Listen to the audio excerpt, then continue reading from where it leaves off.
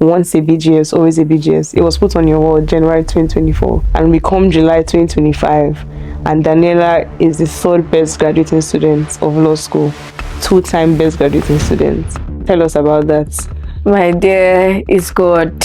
God is interested in our academics. I understood the calculations needed to get me to the assignment. If in class you read 5 hours to be the best amongst 100 students, which we were in Bangkok, it means that you're going to have to read times it by each 100 students will be in law school. Like 5,000. We were even 7,000 in our sets. So by the time I got to law school and I went to that email, I said, hey! But also, it was also a thing because there were days that I was tired.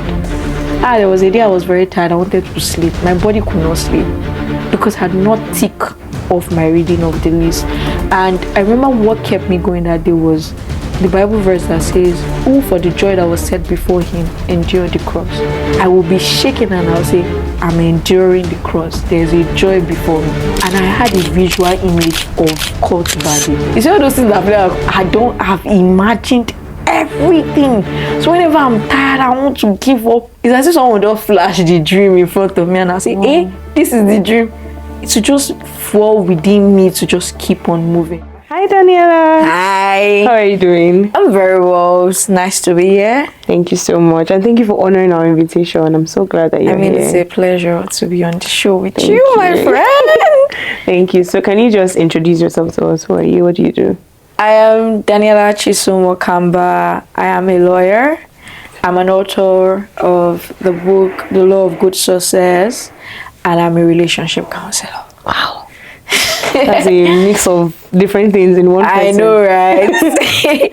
So we're just going to go right to the very beginning, right? Okay. Can you just, who was Daniela before all of this? Your background, what was your home like? So Daniela was just, before all of this, Daniela was just a young girl who was very zealous for anything she put her mind to. She was devoted, she was committed. She was that girl that just wanted to have the best life and, become everything.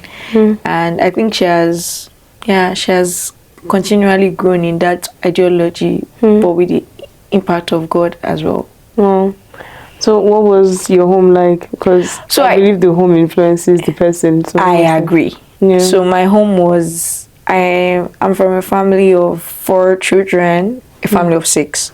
So my dad, my mom, I have 3 siblings, an elder brother, a younger brother, and a younger sister. And my home was really I don't want to say average because that's what everybody used, but was the typical family, where you grow, you just know how to bond, learn well, and they will just train you in the way of God.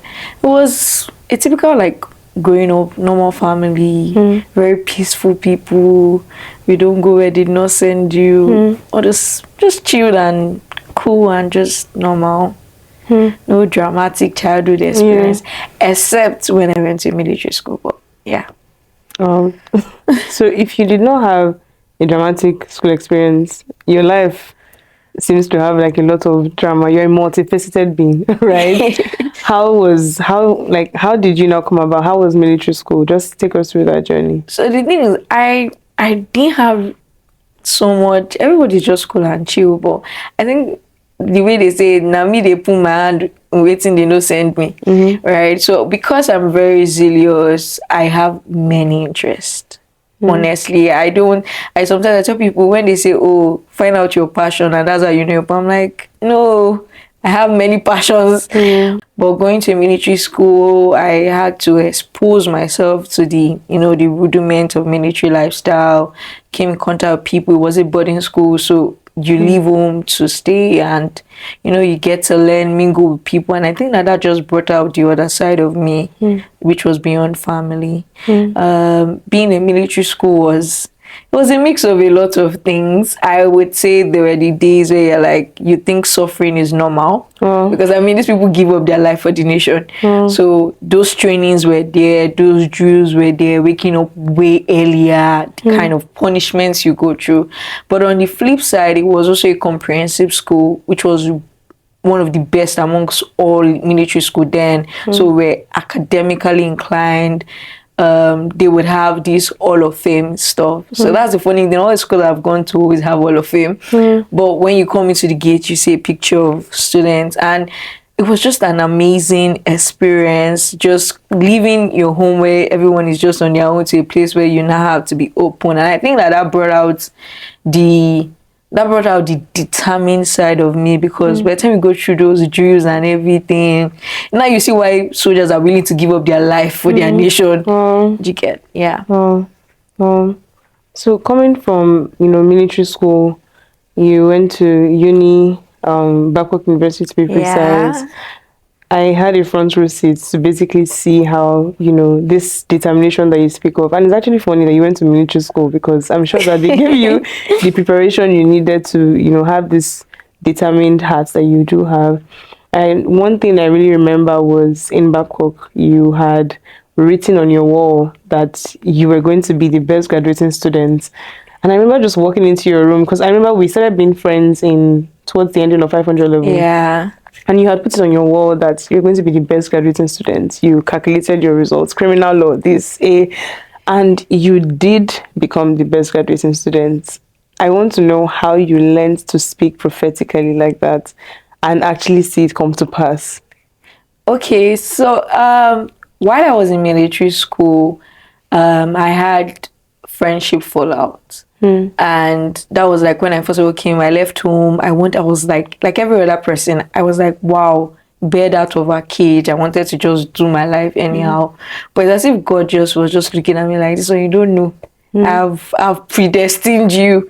And after the friendship fallout, I just looked for something that, something that would not leave me the way people left me, because I'm a people person. So when they left me, it was hard.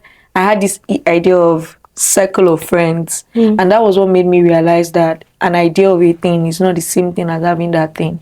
So I had an idea of friendship, but I didn't have true friends. And in the whole of those processes was when I decided to lean on my books, right? I became more academically excellent and all of that. But coming to Babcock, along the line, before you and I became very close friends, I encountered God. And that encounter, the truth is God has always been involved in my academics. So even after I gave my attention to books, some days I would just, God, like when I was devoted and all those things, I would just feel like God is telling me, go and read your book and all those things. And I didn't understand. It's now in hindsight, you're like, okay, wait, God was actually involved in this thing. But when I actually said, okay, I'm going with God, I'm not looking back, I'm not changing my mind, this is it. One of the things that I really built was my faith. So because of the kind of mentors I follow Pastor Kingsley Okonkwo and Pastor Mildred Kingsley Okonkwo, and they do this International Word of Faith conference. I mean, if you know Pastor Mildred, you know a story of how she gave birth by the word. So I think that built me up to a point where I became determined for this thing. I felt like this thing can work. And mind you that I said I was very zealous. So I'm that kind of person that when I set my eyes on something, except if God tells me don't do that thing we're going to get is accomplished. So that was how I started. Now I would read the word and I would see God say, as you have spoken in my ears, so will I do. And I will go back and say, God, I'm speaking in your ears, you will do it for me. And I'll get scriptures, you are the head and not the tail. I did not call you the stomach, so you cannot be average. Did I hear that one? I was like, what do you mean? Because the stomach is the middle part, and you're like, I didn't call you the stomach, so you can't be average. You can only be the head. And then it just opened me up to the reality of the fact that God is interested in our academics. I tell people that one of the reasons why I want to be excellent is not for myself. If I tell you that I'm created in God's image, and the God I serve is excellent, like when he created the world, if you look at even down to the branches on a tree, you are seeing the design he put in. So why would I, who is created in his image, be any less? No, it's not a I need to. It's not a I want to. It's how I am. I cannot not be excellent. When we say God cannot lie, we're not saying God will not. He has a will. Cannot is that it's not in his nature. Wow. Do you get? So I cannot not be excellent. It's my this thing. So when I got to school and you came, and then it was just a life-changing moment coming to understand that God wants us to exemplify these things. And before I came to Babcock, I had gone to the Hall of Fame, and then a lecturer had shown me the Hall of Fame and said, these are the people that came out of first class. And I just looked at them. So the first time I looked at them from a point of competition. If this person had first class, my parents used to say something. Yeah. If someone has first class, do you have two heads? Wow. Do they have two heads? So I just looked at them. I first of all checked their head. But that's true. And I said, their head is one, my head is one, okay. Yeah. And I told her, I'm going to have first class. And she looked at me, my dad looked at me, I was just smiling. But yeah, when I got to that point of working with God, I also came to see that it's not just about first class. We have a name to carry. And that in all things we do, we need to glorify God. So if doing this excellently would glorify God, why not? And I jokingly say that, I mean, my name is Daniela. The person that exemplified excellence in the Bible is Daniel. So even if you people don't want to live up to the standard, I have to live up to the standards of my name, right? So it's just a mix of understanding who God is, what God has created you to be, which is in his image, regardless of the field you are in, you're called to be excellent, and also coming to a point where you understand that your words are power. Your word is as powerful as it is in God's mouth. And the truth is that God doesn't want you to settle for less. Well, well, you said something in your book, The Law of Good Success. Yeah. You basically took us, which, by the way, is an excellent book. Well done. Thank you. I basically got the word to read that book when I was in law school. It was God that I remember I was reading it in the room. I also read it in law school. Imagine reading your own book. We will get to that. But then I read that book when I was in law school because it was basically a period where law school was a journey. I dare say that again. Law school was a journey. And one thing I love about that book as a storyteller myself is that you're not just, you read books about success and it just feels like information is being thrown at you. But you mentioned a key thing in that book. You took us through your story, but in third person, I believe, talking about a girl who basically wanted friends, and so she resorted to books and academic validation. So I want us to speak on academic validation. You know, you went to military school. In the book, you stated that you needed friends, and you basically, you know, thought that getting these grades would give you, you know, the friends that you need. And we know that when you're intelligent, when you're successful, people want to be around successful people. It's a natural magnetic force, right? So can you just speak on your journey with academic validation and now knowing that, you know, life is beyond just having grades and applause from men? Yeah. It's true that in my book I talked about my story. When I had that friendship fallout, I just felt like the solution was going to be something that cannot leave me. And you know, then as much as my parents had taught us about God, I didn't think him of someone I could, you know, the way we were sitting down and having conversations. I don't think it really dawned on me that that was that kind of thing, right? So I just felt like, okay, books is something I can control. And I can get what I want. And I mean, with all of them, people will chase me. But I think the thing I also realized was it wasn't going to solve the problem. When I started getting these academic sources, I started attracting even worse people. So people will come and meet you just because they can get something from you, right? So when you talk about academic validation is when we try to come to a point where we can say, okay, because we are good at this is it. I know women have that tendency where you are good at is where you focus more. But the truth is, your issue is a deeper issue and is a lack of identity or connection with God. Because when God fills up that hole, even academics will be nothing. Right? So then I was going to church and all of those things, but I don't think it had dawned on me that God was involved in this thing. So academic validation doesn't solve your problem. It just shows that there's something deeper, and that is the need for God. And how do you basically deal with these academic validations is understanding your why. Many people don't know why they want certain things. So you want to be academic excellent. Is it because you want to please people? then there's an issue. Because that issue is that when people stop being pleased, you lose a sense of who you are. Two is that you will not be in academics forever. After academics, your professional life will start. So it's not, I mean, you will start working. So next thing now is professional validation or what? So you need to come to a point where you find out that you are worthy in and of yourself because of who created you and the relationship you have with God before you now start doing things. It's an act of being before doing, right? My favorite Bible verse says, Psalm 83 verse 18 says, that men may know that thou whose name are Jehovah are the Most High God. So that men may know. They are not knowing about me, even if I'm the one showing them you, but they are knowing about God. So when your light shines, it's not for you, it's for God.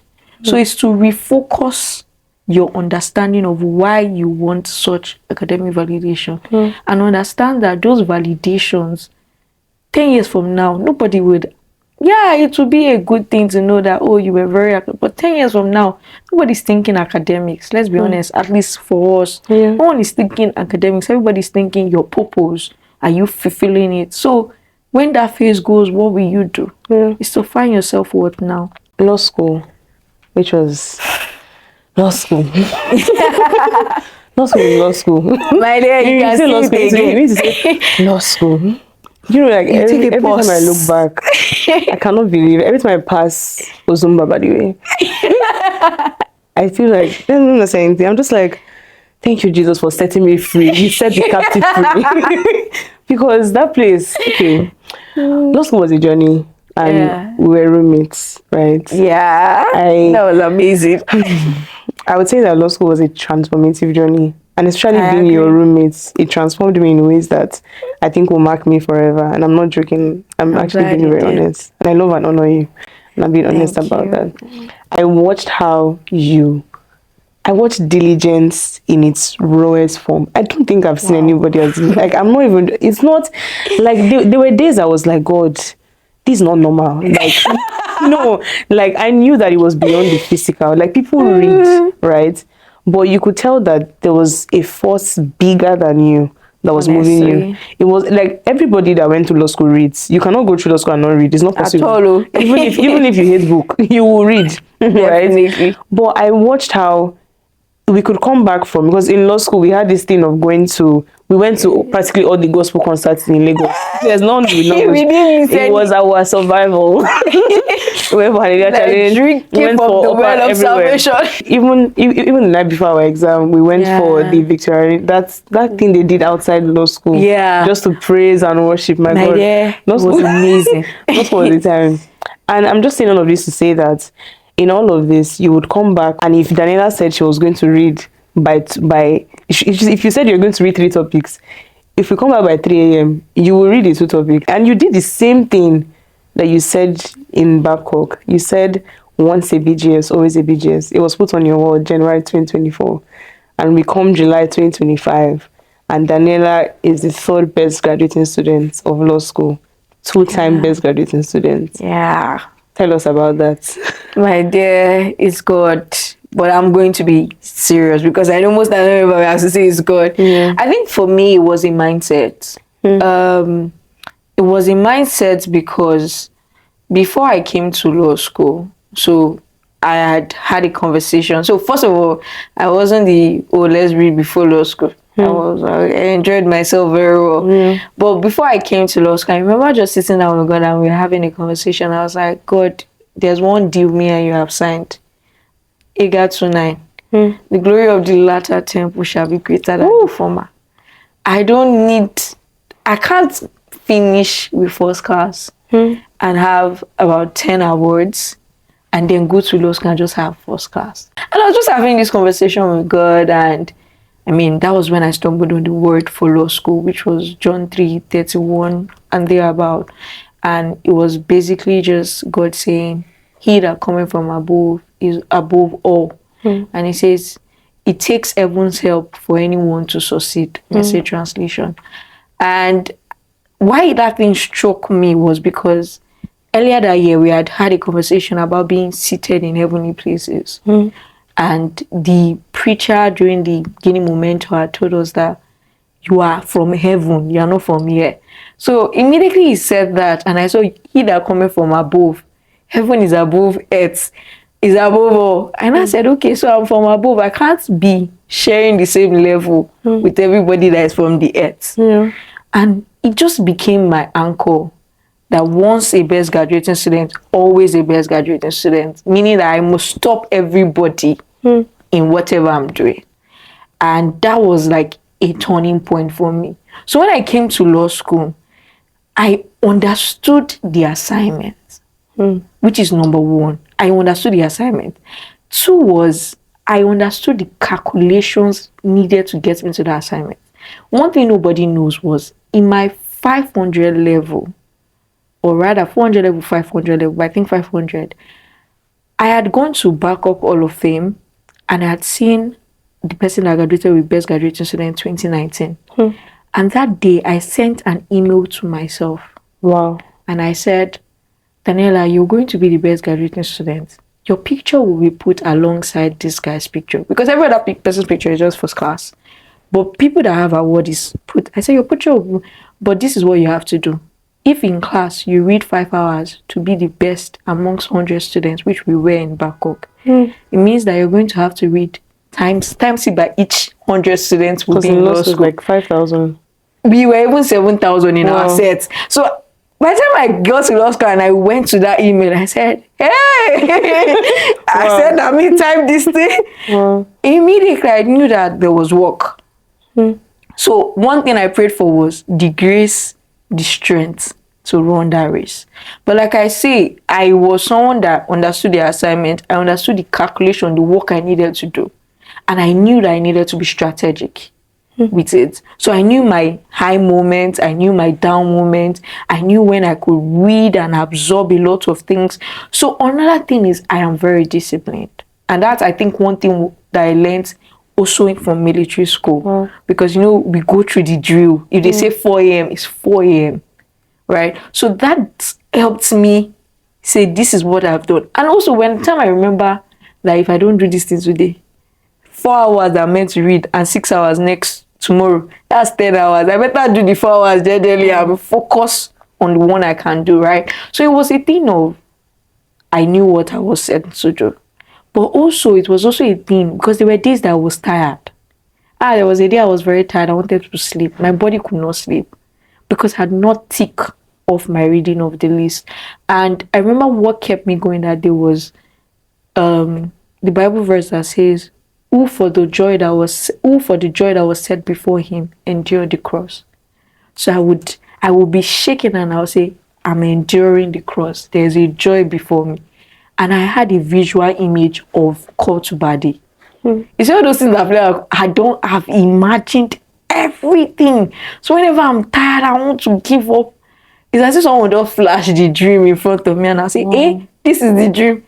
To just fall within me to just keep on moving. So for something about diligence, I think it's something where you need to be resilient. Come to a point where that thing matters so much. You know, there's a different level with which you do something that matters a lot to you. You know, you are so zealous for it.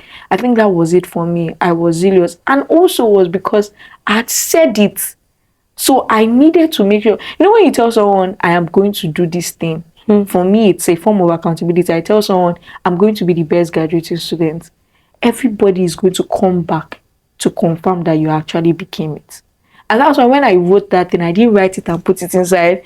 You know, some people say you put it inside so that in case he shame you, it's you and God that will share it. Just let the shame. But no, I went to put it on the wall so that I remember a lot of people came to my room. Someone would look at it, they would laugh. And I was like, laugh now because you will laugh louder later. And it was just so funny because we had so many scriptures that I kept on getting promises. So I think I was also so determined and had so much faith that this thing must come true because God, you have a name to prove. I remember one word God gave me. Then my job is to ensure you land safely. Because our word for that year was on eagle's wings. I said, my job is to ensure you land safely. And That was just it. So waking up and doing all those diligence, putting in the effort, was just a point where I knew that this way it is favor and labor. Apostle Paul says, by grace I am what I am. Nevertheless, I labored more abundantly than they all. So I can't be expecting to be BGS and be doing the work of someone that is first class. If you want first class, maybe you need 20 hours. If you want BGS, imagine all the people that want first class that are doing 20 hours. Now times it. So you have to do like times 5 more what they are doing. Because it's not easy to single yourself out of 7,000 plus people. It means that you must have really put in the effort.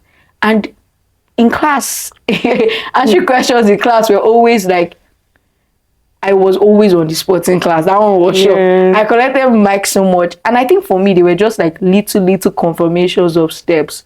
So that's another thing that I think kept me going. Because, you know, when you know that you're on this path and you're making progress, it kind of makes you continue moving. And as AJS say, the same time it takes you to go back, the same time it takes you to continue. So just continue. So yeah, it was a thing of, I know where I'm going. I understood the assignment. And I know that a time will come, this too will pass. So let me give you my best while I can. Glory. We need to pass the offering baskets in this room.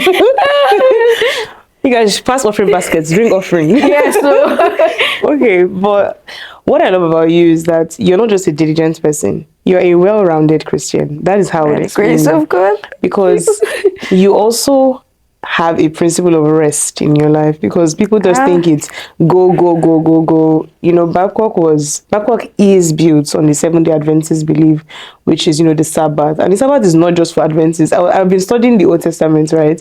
And I've seen just how, it was never highlighted to me before, but I'm just seeing just how many times God is like, keep the Sabbath day holy, which is not a practice that we do in our today's world, because unfortunately, many people work Mondays to Sundays. There's almost no time to rest. People are trying to meet up with deadlines and, you know, whatnot. But I watched how in Babcock, I would come by, you know, Sabbath starts at 6 p.m. I'll come to ask you a question on Friday evening by 6 p.m., which is when Sabbath starts. And you'll be like, I can't answer your question. Come back when Sabbath ends. And I'm like, just answer my question. And then it became a thing where everybody respected that. Everybody in our class and in Babcock knew that you cannot meet Daniela at 6 p.m. She will not answer you. So it was like, if I needed to ask you a question on anything academic or anything book, I would run before 6 to come to your room to ask you. Even in law school, I would respect that. And, you know, that also inspired me to start keeping the Sabbath. I remember when I started doing it, I told you that, is this what you've been enjoying? Because I felt so at rest. It was like that Friday evening is like a time to just, and then just for a few hours, catch your breath, and then you run again Saturday, Sunday, you have energy, and you just keep going. So can you just speak on rest and why rest is so important to you as a believer? I think one day my brother had done something on the Sabbath and my dad was really angry and scolding him, and my dad had said, have you ever read Isaiah 58 verse 13 to 14? It's not me they were talking to, but me now, I want to show, I don't even know what happened to me that day, but I just went to read it and it was saying something about, if thou keep the Sabbath and don't turn your foot away from it. And then verse 14 says, I will cause you to ride on the high places of this earth. Do you know what Caribbean was not even the 13 that said keep Sabbath? Is that high places of the earth? Because then I am still a very optimistic person. And I'm that person that if you tell me something is not possible, I'm telling you it's possible and I'll tell you why. So I'm that kind of person that I want to be the best of the best. So when I saw that scripture, it jumped at me. But I think for me, so that's one of the blessings. And it's just funny because when I got that scripture, what God was telling me is that, and I was like, how will I keep the Sabbath and you still make me the best? Because it doesn't align. Like people keep reading. We have exams on Monday. People are reading Sabbath to cover up for what they probably haven't read. And you know, that was when I came up with other techniques that works for me. So for example, I read from the very first day. So, but I think for me, what rest does is where it finds its significance. Rest refreshes your mind. Like it just gives you a settled and a calm feeling. It's like you've been holding your breath throughout Monday to Friday. And then at the end of Friday, you just, when people say thank God it's Friday, it's because of the relaxation they get. That's actually so true. So that is the purpose of Sabbath. But for me, beyond that, right, beyond the goals and what it will give me, I think I started seeing it from the angle of why God decided to do so. God didn't need rest. So why did he go ahead to do it? I think he was just trying to teach us something, that I need a time for intimacy with you. And it's not just Holy Sabbath, right? But there's a different thing between what you do every day and what you set out time to do on a day. That day itself gives it importance. For example, if every day you go to, every week on Wednesdays, you go to buy ice cream, you're building an habit, right? It doesn't mean you cannot lick ice cream on every other day, but that Wednesday is like your brain, everything is, okay, today is our ice cream day, right? So it's the same thing. Your mindset, everything is in tune with wanting to connect to God, who is also a spirit like you are. So the purpose was for bonding, for intimacy, where you come to refresh from God. And it's so nice that when God made Adam on the 6th day, the next day was 7th day, and the first thing God told Adam to do was rest. You never, like, the next day you were to start resting. And this is someone God gave dominion over everything. And I think that points to something, that as much as God wants you to put in so much work, because faith without works is dead, right? God also wants you to understand that your success doesn't come because of your works. Like I said, it is by grace I am what I am. Nevertheless, I labor. So you labor and then you rest. And if you see people that rest, one thing you understand, they just have this feeling that it will be sorted. That's number one. Because rest is not just physical, it's also a mindset thing. So they have this feeling that it will be sorted. Two, they understand who they are clinging on to. You just know that someone got it. I'm not bothered out, because it's weird that you're in law school and you hold 24 hours. You just wake up and say, I don't want to read. And everybody's looking at you like, because in law school you read to survive. That's Reading the word. You read to survive. But it's just an understanding that no matter how many times I read, if God does not help me, my labor is in vain. My favorite verse is, one of my favorite verses rather, is Psalms 127 verse 1 and 2. It says, in TPT, it says, if God's grace does not build the house, the builders build in vain. If God's mercy does not watch over the city, the watchmen watch in vain. Then the last verse says, it is vain to wake up early in the morning and go to bed late at night, only to eat the bread of sorrow, but he giveth his beloved rest. And then that was where my turning point started, because I wasn't so good with rest. As a choleric, I want to take work seriously. But that made me realize that if you work, God doesn't help your work. It's vain. You will labor morning to night. You see people that will say, I've been working all my life, there's nothing to show. So rest for me rejuvenates you and prepares you for the next week. And that's why you are able to be refreshed, to have good perspective and a different view.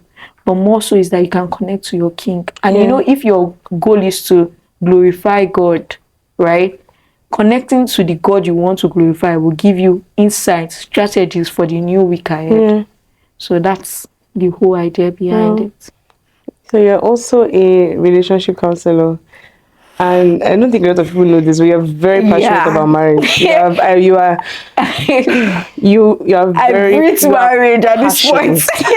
About marriage, and you're passionate about godly marriages. You probably have a whole library of marriage books.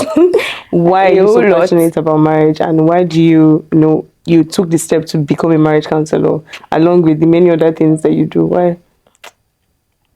I feel like it's passion. I think it's just, so the truth is, when I was in secondary school, people come to meet me and say, oh, Daniela this, Daniela that, and I'll just give you things that I think I actually didn't even like. I had some, for someone that is that little, I knew, okay, these are guys, these are girls. but I didn't deep it. But the thing is, I remember when I gave my life to Christ in 2021. I remember one of those times I was like, God, I need someone that would mentor me. I need someone that will walk with me on this journey. And he showed me. So the funny thing is not that he showed me directly. I'd watched How I Almost Ruined My Marriage by Pastor NKJV. I'd watched a video clip. And that video led me to Pastor Kingsley Okonkwo and Pastor Mildred Okonkwo. And that day, I stayed on that spot and watched up to 10 videos. I was, even me, myself, I was shocked. I was like, who is these people? I don't know them from anywhere. How will I sit down on the spot and watch their videos? And then I started following them. And then it now dawned on me. One of the ways I gave my life to Christ, I'll not give him full context, was I'd listened to Banky W and Adiswa's story on how they got their child. This is the first time I'm saying this. How they got their child. And what drew me to that story was relationship. You know how they had said God is in a relationship with us. God's love language was faith. And I now started connecting the dots. Relationship is what I'm still doing here. What's going on here? And before I knew it, you would give me a book on marriage and I will finish it in less than a day. You will give me a book on any other thing and I will finish it. I can finish it that day, 2 days after. But you see, now married, to drop it was just so hard. But I think the thing was keeping up with Pastor Kingsley and Pastor Mildred, listening to their content. And it felt like the more I listened to their content, the more people around me needed advice on those things. And I was like, okay, this is how men are, this is how women are. I would chip in 1 or 2 things, I would share on those things. And honestly, I can't say I understand the depth, but I know that within me, it's just a burning desire. And now that I think about it, it's funny because I'd gone through all the stages. I'd gone through the phase where I really wanted marriage when I was younger.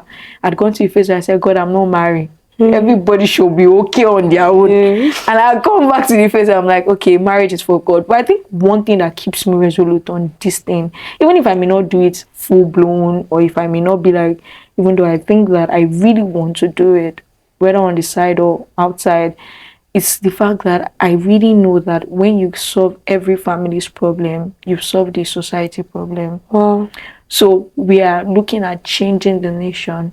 Why don't we start from the smallest units? If your family is good, the next family will be good. And the thing about family is generational. It's so generational. Judah in the Bible slept with his daughter-in-law. Adultery, right? I mean, you can look at it from different forms of adultery.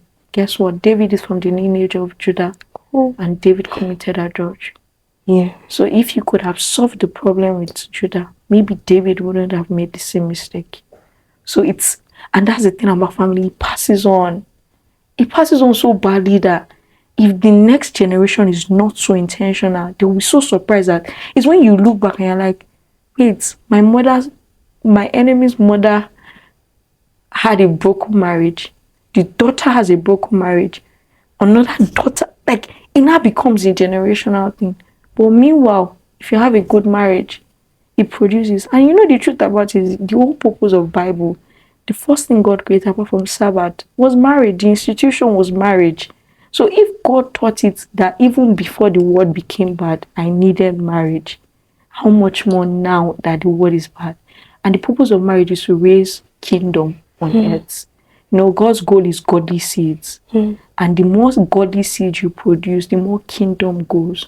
Kingdom grows by family. I really believe that God had a better plan than what we're doing. And I think that was one thing that worried me when I was younger. I would see people's marriages that were bad and I'm like, no, now, love cannot be this bad. I was so scared to use the word love then. Because I was like, love cannot be this, God cannot be love and it's this bad. So yeah, I think that's it for me.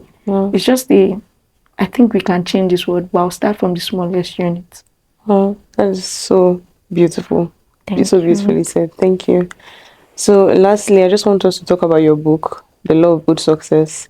You wrote an amazing book, and I really think that book, anyone who picks it up, not just for academics, I think that the keys in that book transcend to even your life as an adult in this generation. why did you write that book, and what word do you have for anyone out there who's probably dealing with one disappointment or the other, who doesn't even know how to pick up excellence? They know that God has planted seeds in them, but like you, they were chasing validation and now they want to learn to do better. Okay, so for my book is what I dare say is one of the best books you read. And I'm saying this because I have read my book in totality nothing less than 15 times. When God, the thing is, when you give advice and God say, oh yeah, take the advice. That's how my book felt for me. In law school, I read it like 3 times. And the book, it's my life story, I dare say. Because I wrote it from a third person because I didn't want people to know it was me. But I think it was obvious that it was me. But yeah, I wasn't the best. I was good. I was okay. Then I lost focus. Because like I said, I wanted to be the bird that was out of cage. And then I tell a story of how I went from that averageness to getting to where I am now. But that book was really inspired by when I wrote an exam and God had shown me the questions that were going to come out. So I'd read about Ben Carson when we were growing up. My dad loves him. And Dr. Ben Carson had talked about how God had shown him a question that would come out. And I was just talking to God and I was like, God, it's not a bad idea if I also see the question that will come out. I mean, I always tell God, there has to be a difference between me and someone that is not following you. God had shown me a question that will come out. I enter exam hall and I see that exact question. And it was a compulsory question. And he had higher marks. And I came out and I was like, I was in awe of God. I was so in awe that I told God, no, I can't keep this to myself. I can't encounter you like this and then act like it's normal. It's not normal. It's absolutely not normal. And I told God, what do I do? How do I show that I'm grateful? And God told me, write a book. What book? Just write your story. And that was how I started. The book contains so many concepts that I know you would love to read. It starts out from the tale of an average girl, talks about the why, which is very important. What's your why? Why do you want to be excellent? Why are you seeking academic validation? It goes on to talk about the fact that we don't always mention that it takes more than reading. It really does take more than reading. Our exam system is based on writing. And when you're writing, you don't come to the examiner who is marking and say, this is what I actually wanted to write. So it teaches you things to look out for while writing, how to improve yourself.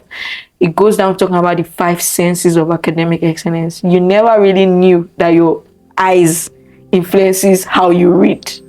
Or your feelings, all those things.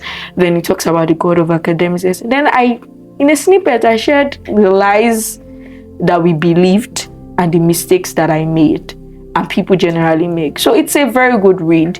What will I tell to someone who is trying to pick up themselves academically or outside academics? I'll tell you to go back to the foundation. And that's another thing I did in my book. It was a process.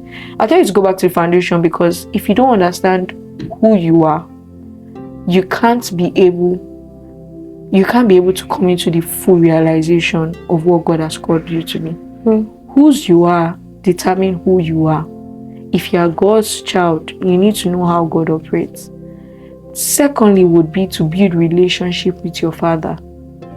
Then from there, you would see that He will begin to show you snippets, stages upon stages. Okay, this is what I need you to do. This is how I need you to do it. This is what I need you to go for. But I think in the end of it all should be you coming to a point where you are resolute that all that God has called me to be, regardless of how I feel, what I hear, or whatever, I would stick and I will come in the volume of the book as it is written of me. And I think that remains my focus, to fulfill purpose in all dimensions of life.